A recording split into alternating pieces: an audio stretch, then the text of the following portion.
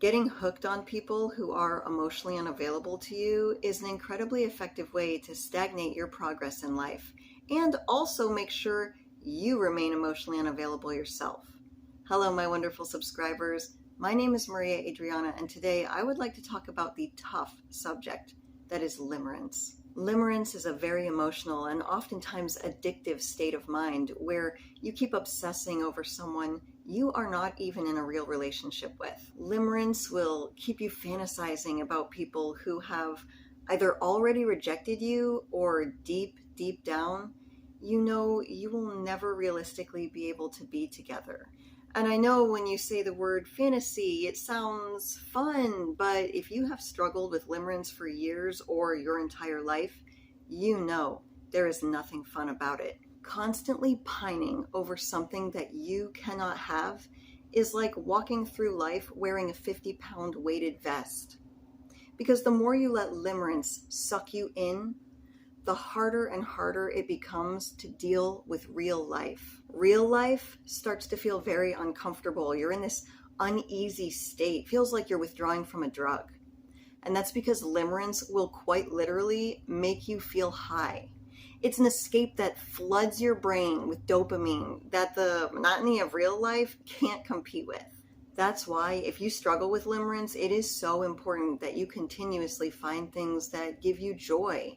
We are the most vulnerable to limerence when the chips are down and our life sucks. So grab a bottle of nail polish, let me know in the comments what color you are showing your self-love with today, and let's talk.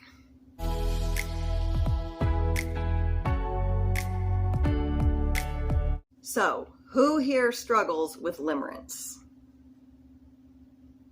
It's no longer something that I struggle with every day, but I know myself enough to know that I'm highly susceptible to it. That's why I always provide safeguards for myself. For example, I no longer continue to invest in people whose words and actions have shown me that they are not interested in continuing or pursuing a relationship with me. Now, that sounds simplistic, but here is the insidious thing about limerence. Someone can reject you right to your face, and you hear something totally different. That's because for some of us, being rejected feels exactly like we're being abandoned. Our survival brain can't handle it, so it flips it. Let's say you go on a couple of dates with somebody that you are really excited about and you think the feeling is mutual, and then all of a sudden the communication kind of starts to dry up. You text them one day and you're like, hey, when can we hang out again? And they wait a little while and then come back with the, yeah, I had fun and I think you're great, but I just really need to work on myself right now. Now, to someone who maybe has a secure attachment or just is a little healthier in themselves, people recognize the I'm working on myself as the soft letdown. It is the I don't want to hurt your feelings. This is my polite rejection. People get that. But if you suffer from limerence and abandonment issues, you can physically hear the rejection. But once the pain and disappointment of the situation start to kick in, your body, your brain, it's like it almost tries to protect you from it.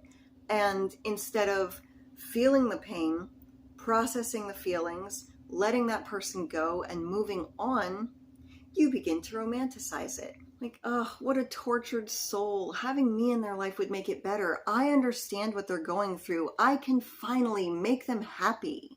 It's almost like you're treating them like they're dumb, like, oh, they just can't see how happy I can make them.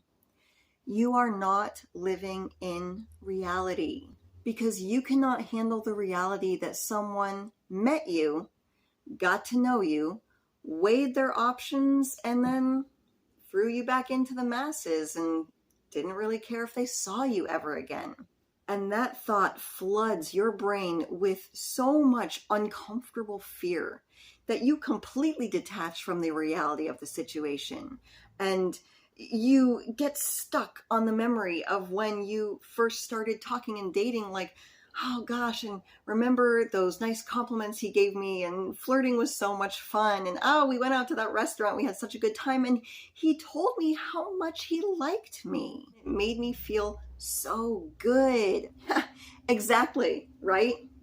All the good dopamine. And this is exactly why it is so important that we protect ourselves from limerence by making sure we commit to ourselves that no matter what changes in our lives, we never lose our own hobbies and passions that are just for us. So if someone does try to leave you, it doesn't feel like they're taking all of your happiness with them. By the way, I am showing myself love today by painting my nails with Starly's Aphrodite. This is the kind of color, if you go on the website and you look at this color, it looks gorgeous on the website. And then when it's delivered to you, it looks just as gorgeous.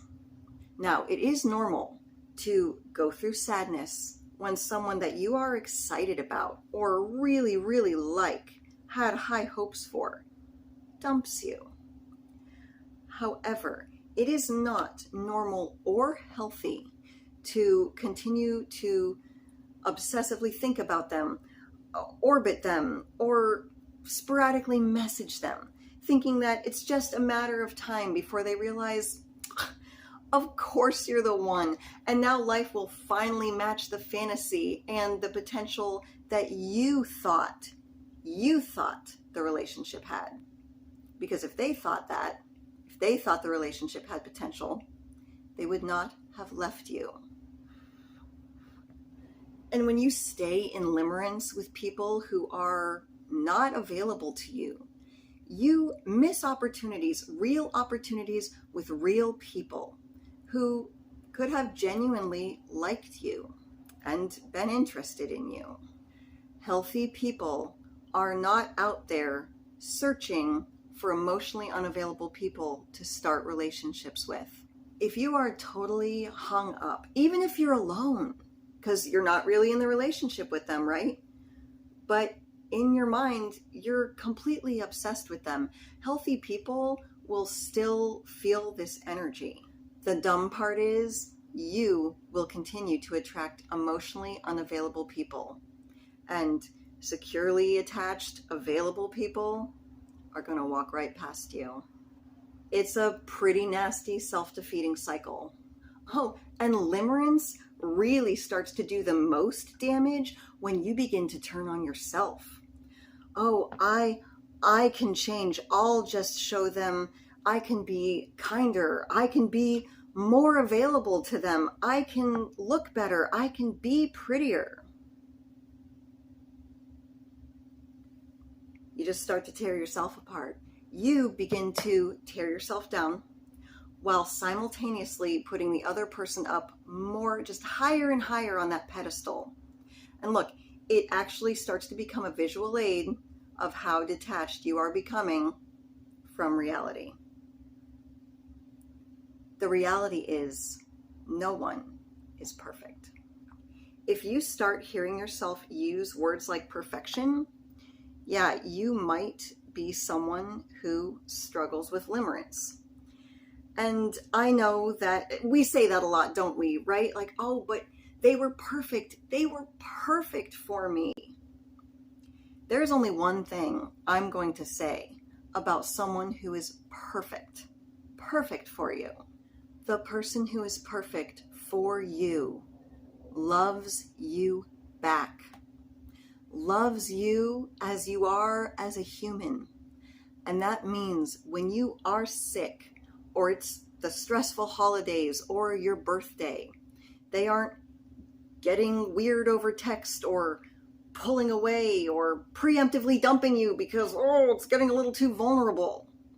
They are right beside you, next to you.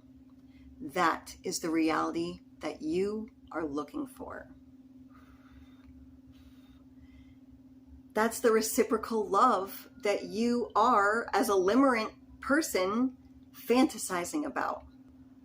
You don't have to take my word for it. Ask Aphrodite. She is the goddess of love.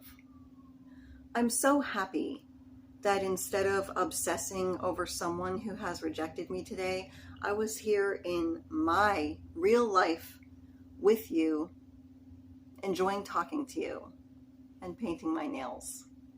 My name is Maria Adriana. You do not have to live my life, but I certainly hope you can learn something from it. As always, thank you for visiting The Other Half. I almost forgot to tell you that once a week I will be reading real life dating experiences from my viewers. Oh yes, it's cringy story time. So if you have a dating experience that was less than stellar and you would like to share it with people so that we can get a little amusement, but mainly we can learn from it, please email me at welcometotheotherhalf@gmail.com. Okay.